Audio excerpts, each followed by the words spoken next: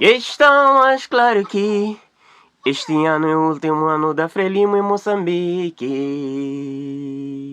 Próximo ano, o engenheiro Venâncio vai governar, vai transformar, Moçambique em Dubai, os recursos pra cá, sem levar.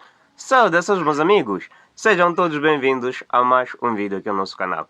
Para quem não me conhece, meu nome é Michael Caetano, este é o meu, é o seu, é o nosso canal Falo do Moloco.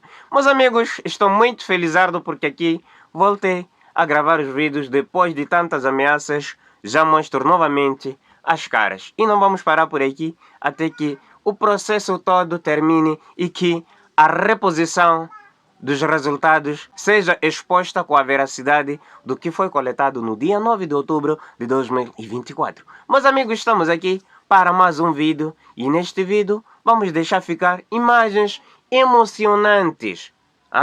Estamos a falar dos recém-graduados da Universidade Eduardo Mondlane. Estavam na graduação e esses, sendo graduados, estavam mesmo com aquele som que atualmente virou a febre de Moçambique, visto que nos foi roubado o nosso direito como cidadão, como quem votou. Estamos a falar o som do engenheiro Venâncio Mondlane.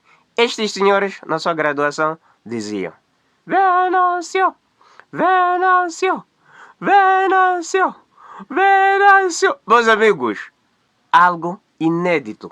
Pela primeira vez na história de Moçambique, tivemos estas imagens e o ano 2024 é um ano de muita bênção em que é o fim do regime. Todos nós sabemos que a Frelimo já está na decadência. Isto é de louvar porque Deus responde às preces de cada pessoa que ora de coração para que seja o fim do regime.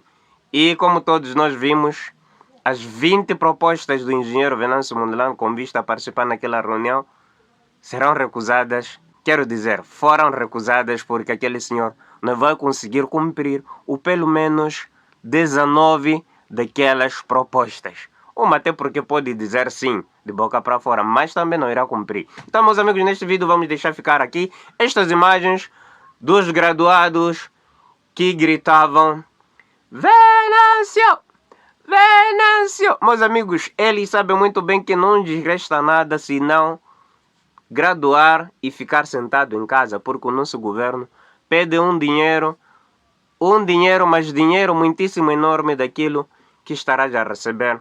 Então, neste vídeo, vamos deixar ficar estas imagens hilariantes, estas imagens de louvar o grito de quem diz: eu votei no Venâncio Mondlane e não estou arrependido até o fim. Venâncio, Venâncio, Venâncio. Fiquemos com estas imagens, meus amigos.